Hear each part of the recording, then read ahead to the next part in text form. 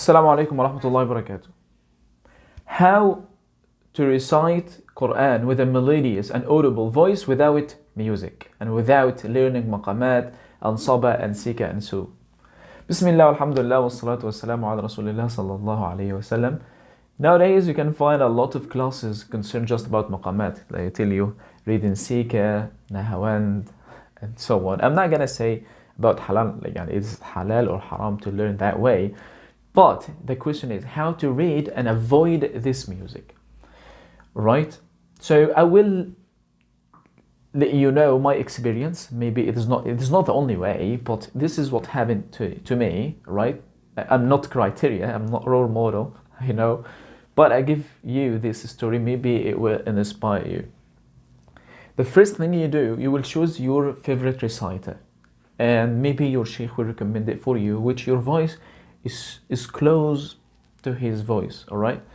I recommend these four: Sheikh al-Minshawi, Abdul Basit, Husari, and Al-Banna, also Sheikh Mustafa Ismail, all right? They are 5 Egyptians. Why you recommend them? Because you are Egyptian, maybe, but because their mushaf were recorded on the Cairo radio, the radio in Cairo. So it was like, there was revision. If they did something not accurate, they would repeat, what I mean. Not just a recitation in masjid, right? And someone recorded without supervision, you know what I mean. So that's why even Husari himself, when he started the mushaf, was not just reciting. It was like for education at the very beginning. And they were also people with knowledge on qira'at and qira'ah. They were not just reciters. That's why I recommend them. And my favorite one is al-Minshawi. Or tell me, who is your favorite reciter?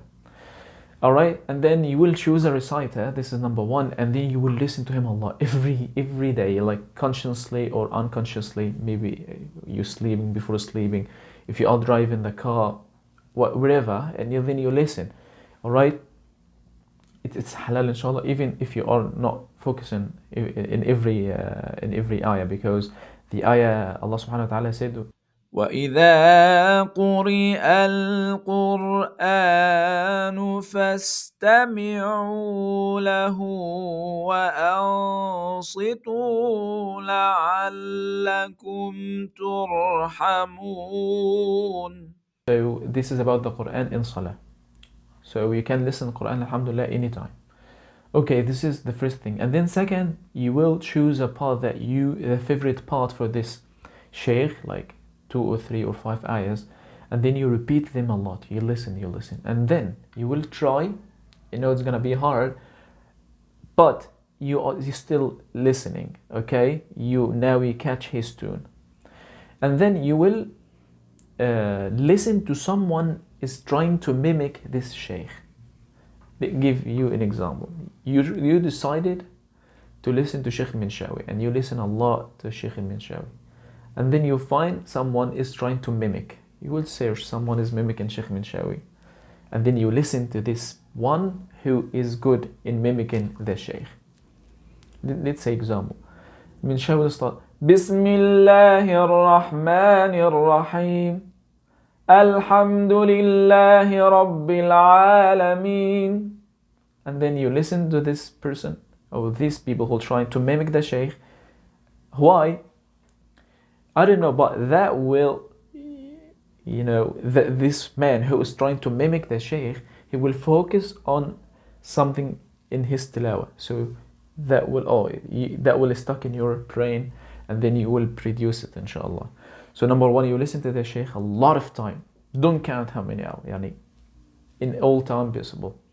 And then you listen to someone who is trying to mimic, and then inshallah after time you will be able to mimic, not the voice 100%, like I'm not mimicking the Sheikh Minshawi, not yet, but so close to the tune. If someone listen, hey, you're trying to mimic Sheikh Minshawi, you know what I mean? And then that will be your tune for time. And then you will listen to another sheikh and do the same thing. Listen to the sheikh, choose a favorite part, listen to someone who is trying to mimic, like Al-Husari, for example.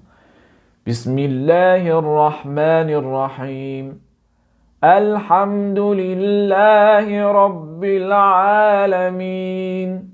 الرحمن الرحيم مالك يوم الدين.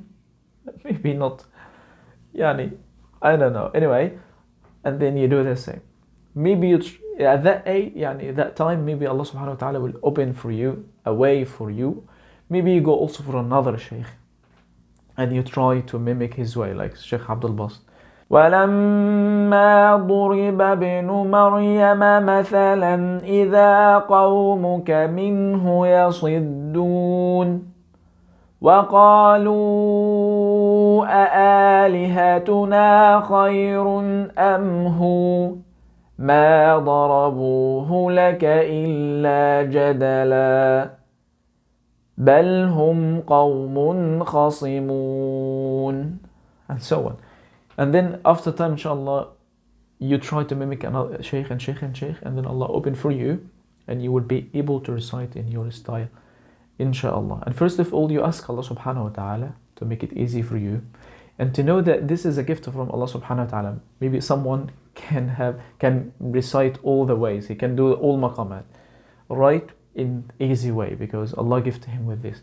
And maybe it's hard for you, you will take 1 year to mimic 50% of some sheikh, because Allah subhanahu wa ta'ala gifted him with this. He can listen and can mimic, and he can differentiate between the maqamat, right? But another students, in my experience, they cannot differentiate. They have just one tune, and that will take a lot of time. So your journey in the Quran, you learn, you memorize, you learn tajweed, you focus on the meaning, how to apply in your life, and with time, inshallah, Allah will give you this, inshallah. And I know students, they were struggling maybe for more than 3 or 5 years.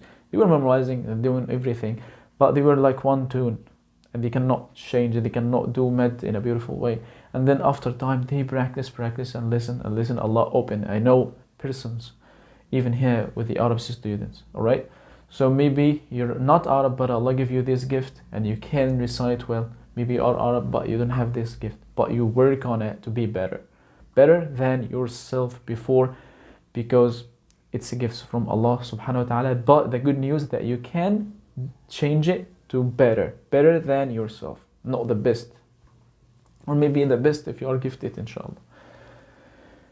And the final thing I want to say, you have to put intention, right? Because maybe you will be asked, on the day of judgment, like, the hadith, the first 3 people who are gonna be in fire. One of them was a reciter, and he recited. So Allah subhanahu wa ta'ala يعرفه نعمة. Allah will tell him about the ni'am, the blessing. I give you talent, I give you voice, good voice, and musical air. You can differentiate and can recite in a good way. You have memory, you memorize, you have opportunity to memorize. You have time. All this ni'am. And then what you did, he said, oh Allah, I recite Quran and I teach it and I recite it for you. So the angels will say, كذبت, you are liar. But you did that so that people will say you are reciter, you are good reciter, and so on. Right? فَقَدْ قِيل, it was said for you that you are, oh, mashallah, you are great. And then he will be taken to the fire. A'udhu billah. So may Allah grant us ikhlas and gather us in al-Jannah. If my channel is beneficial, I benefit you in some time, do dua for me to be mukhlis to Allah, that Allah subhanahu wa ta'ala grant me ikhlas and gather us in al-Jannah. Alright, subhanakallahumma bihamdika ashhadu an la ilaha illa anta astaghfiruka wa atubu ilayk. Assalamu alaikum.